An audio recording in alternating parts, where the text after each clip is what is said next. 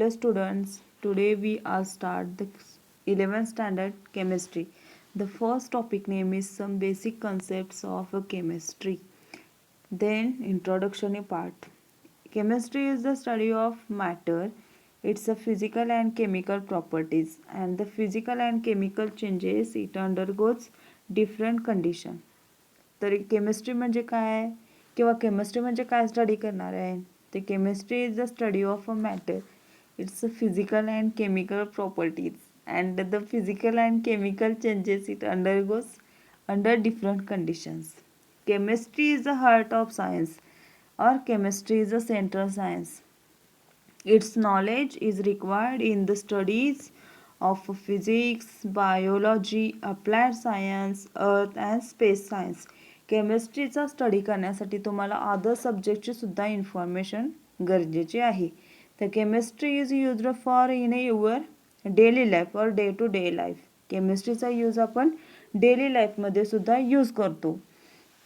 For example, air we breathe, fluids we drink, foods we eat, and our clothing, our transportation and fuel supplies, and so on. The chemistry is used for technology development in instruments, expanded our knowledge of chemistry, which now has been used in applied sciences such as medicine, industry, engineering, agriculture, or daily life or home use products. ते chemistry आपल्याला टेक्नॉलॉजीमध्ये chemistry आपण कुठं use करतो तर इन्स्ट्रुमेंटपासून आपल्याला काय मिळतं तर केमिस्ट्री विषयी नॉलेज, आणि त्याचा यूज आपण कुठं करतो तर अप्लाइड सायन्समध्ये कुठं तर मेडिसिन, ॲग्रिकल्चर, इंडस्ट्री, डेली लाईफमध्ये. तर पुढचा पॉईंट आहे तो nature of chemistry. Chemistry is classified into 5 branches. Chemistry is classified into 5 branches. 5 branches are namely as organic, inorganic, physical, bio, and analytical. Then what is meant by organic chemistry? Organic chemistry is the study of properties and reactions of compounds of carbon. Then reactionचा study करणे म्हणजे organic chemistry. तर reaction अशी घेतली आपण, carbon plus oxygen, then formation of carbon monoxide, याला काय म्हणायचं तर ऑर्गॅनिक केमिस्ट्री. जिथं रिॲक्शनचा स्टडी केला जातो किंवा तिथं प्रॉपर्टीज स्टडी केल्या जातात त्याला म्हणायचं organic chemistry. Then inorganic chemistry is defined as किंवा it is the study of all substances which are not organic, म्हणजे जे ऑर्गॅनिक नाही आहेत आणि ते इन्क्लूड कशामध्ये केलेले आहेत तर इनऑर्गॅनिक केमिस्ट्रीमध्ये, तर त्याला काय म्हणायचं inorganic chemistry. Then what is mean by physical chemistry? Physical chemistry is the study of principles underlying the chemistry, म्हणजे जिथं इन्स्ट्रुमेंटचं प्रिन्सिपल किंवा एखाद्या वर्किंग प्रोसेसचं प्रिन्सिपल जिथं स्टडी केलं जातं त्याला म्हणायचं physical chemistry.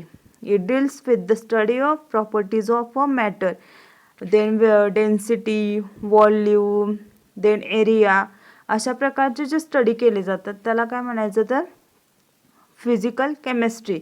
It is the study of atoms, molecules, and fundamental concepts related to electrons, energies, and dynamics. It is called as physical chemistry. The next point is matter. Do you know what is meant by matter?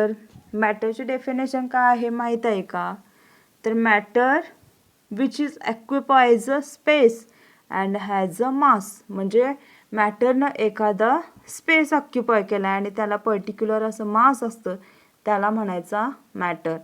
Then मॅटरची definition काय झाली तर matter occupies space and has a mass. Matter कशा प्रकारे classify केला जातो किंवा कशाच्या बेसवरती classify केला जातो तर matter on the basis of chemical composition. Matter are classified into two types. कशामध्ये केलं जातं तर टू टाइप्समध्ये, प्युअर सबस्टन्स अँड मिक्सचर. ते कशाच्या बेसवरती केलेलं आहे तर केमिकल कंपोजिशन. हा चार्ट आहे बघा तुमच्या बुकमध्ये, तुम्ही पण बघा. Matter are classified types on basis of chemical composition. First part is a pure substance and second part is a mixture. Then first part is a pure substance and second part is a mixtures. Pure, the next point is a pure substance versus a mixture. Pure substance, what is meant by pure substance? Pure substance have a definite chemical composition and they always have the some properties of their origin. म्हणजे pure सबस्टन्सला definite असं chemical composition असतं. But मिक्सचरला काय असतं, have a no definite chemical composition. Mixtures have a no definite chemical composition and no definite properties. Then for example pure सबस्टन्सचं example काय येईल तर प्युअर डिस्टिल वॉटर किंवा प्युअर वॉटर किंवा प्युअर मेटल डिस्टिल वॉटर. आणि मिक्सचरचं काय येईल तर पेंट, कॉन्क्रेंट, लेमन ज्यूस. आता प्युअर वॉटर आणि लेमन ज्यूसमध्ये काय डिफरंट आहे तर प्युअर वॉटर हे प्युअर आहे आणि लेमन ज्यूसमध्ये काय मिक्स केलं आहे आपण, सॉल्ट, शुगर प्लस लेमन. त्यामुळे मिक्सचरचं काय झालं तर लेमन ज्यूस आणि प्युअर वॉटर काय झालं तर pure substance. Then another part is a pure substance are further divided into two types, elements and compounds.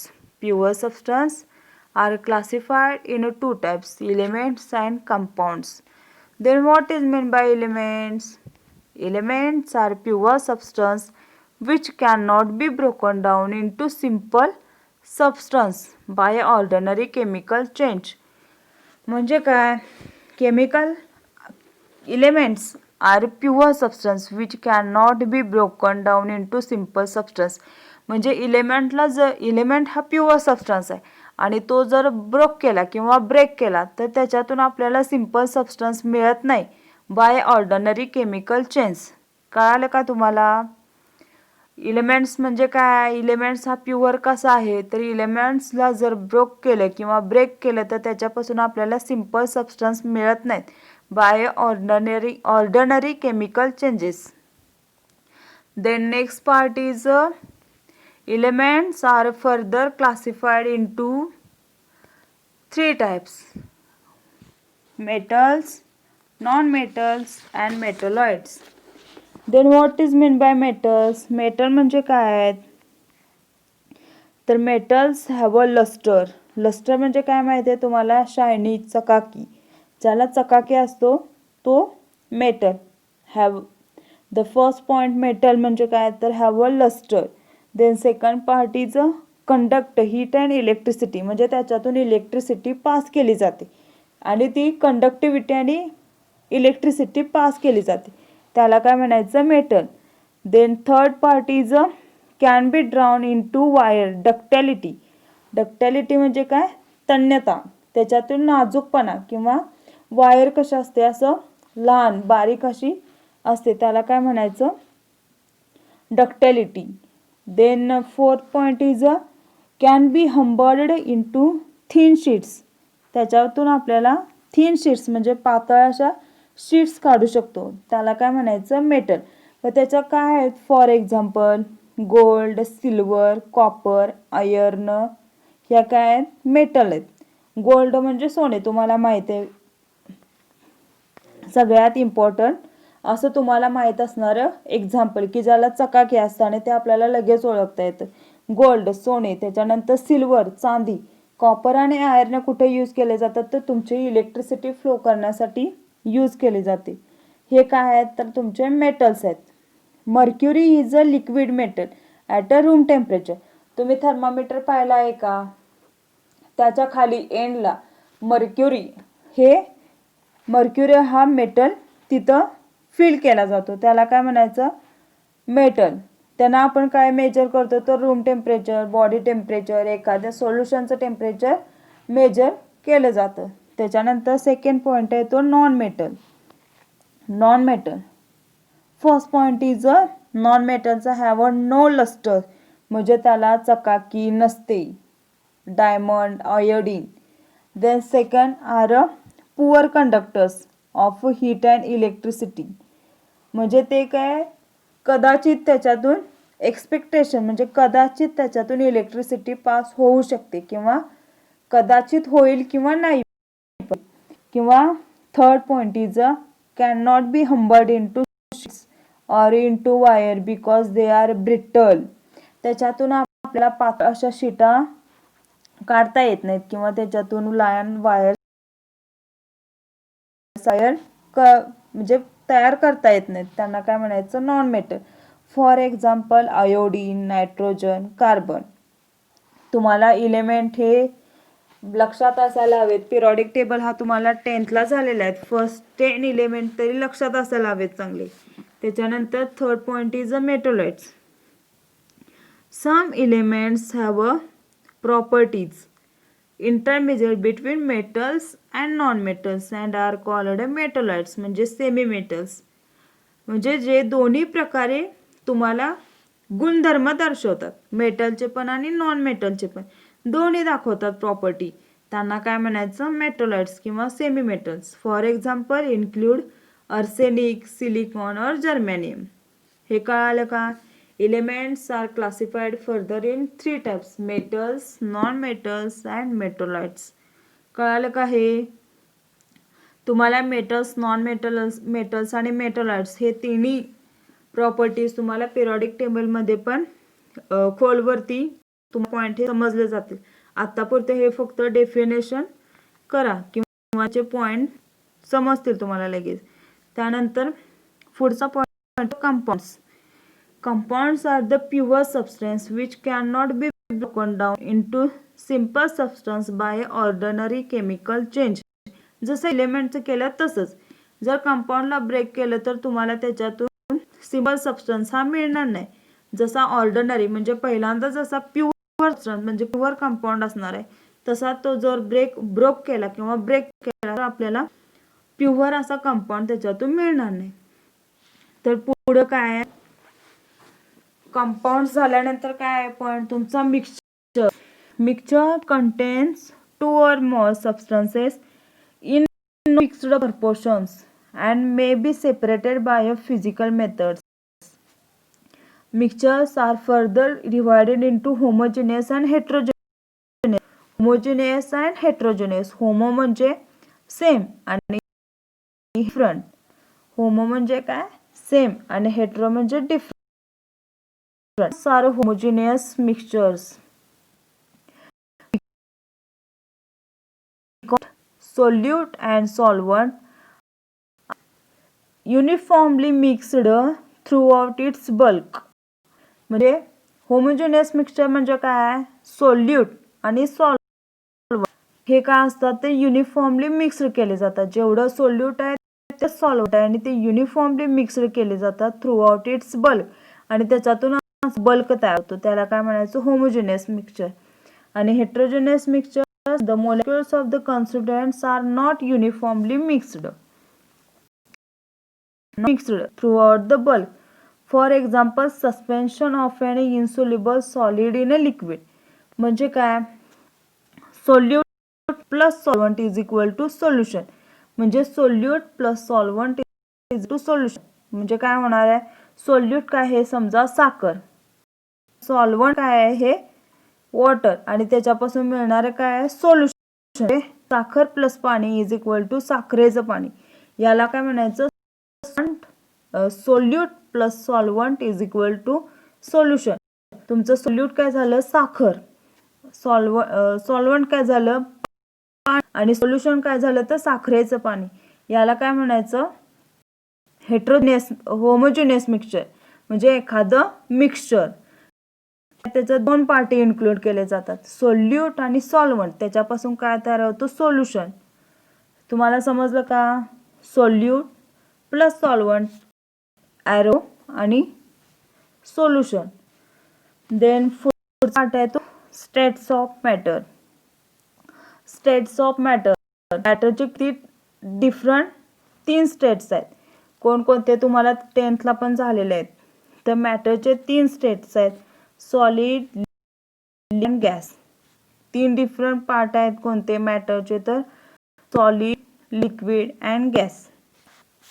तर डेफिनेशन कसं केलं आपल्याला, सॉलिड म्हणजे काय, in solid constituents atoms or molecules are tightly held in perfect order and therefore solid possesses definite shape and volume. तुम्हाला definition इथं आहे, in solids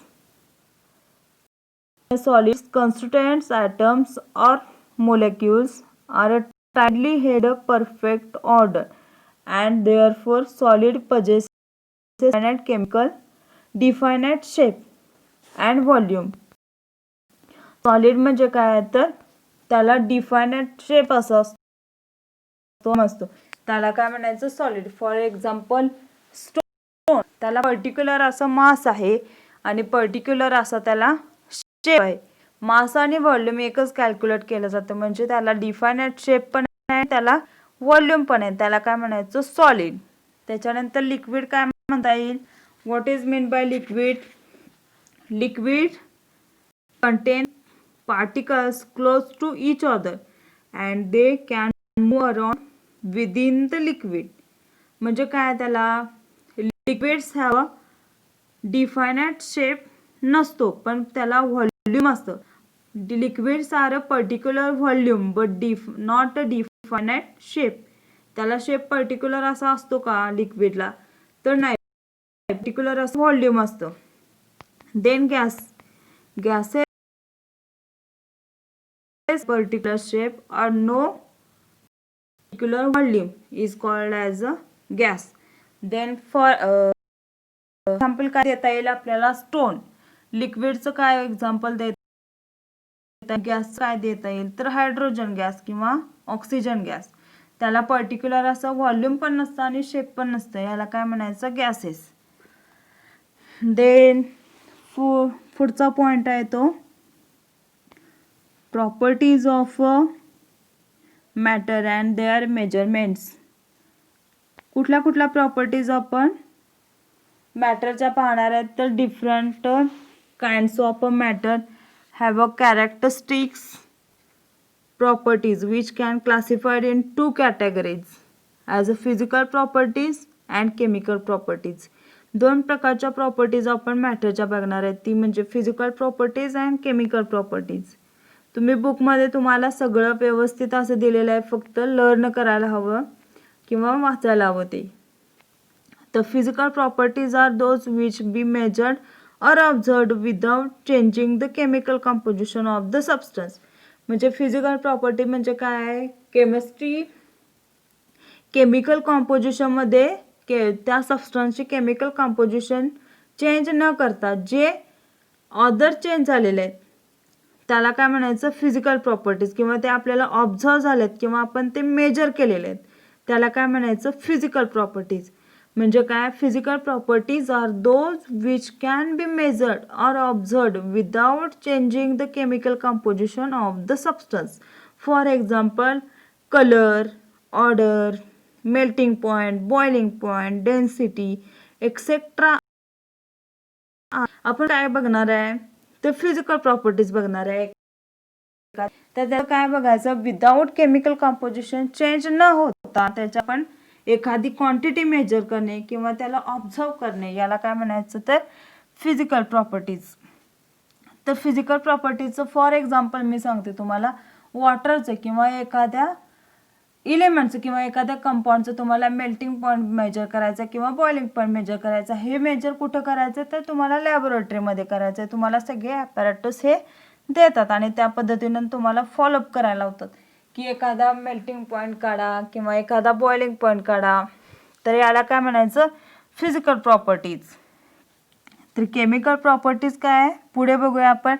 chemical properties are the properties Chemical properties are the properties where substances undergo a chemical change and thereby exhibit change in a chemical composition. For example, For example, coal burns in air to produce carbon dioxide. म्हणजे काय, कोळसा जर burn केला एअरमध्ये तर त्याच्यापासून आपल्याला काय मिळणार आहे, तर कार्बन डायऑक्साईड हा गॅस मिळतो. किंवा कार्बन हा बर्न केला एअरमध्ये तर त्याच्यापासून आपल्याला काय न्यू प्रोडक्ट फॉर्म होतो, त्याला काय म्हणायचं, कार्बन डायऑक्साईड. मग याच्यामध्ये केमिकल चेंजेस काय होतात, तर केमिकल चेंजेस म्हणजे वन फ्रॉम टू अनदर, म्हणजे एखाद्यापासून दुसरा न्यू, याला काय म्हणायचं, तर केमिकल प्रॉपर्टीज. Chemical properties.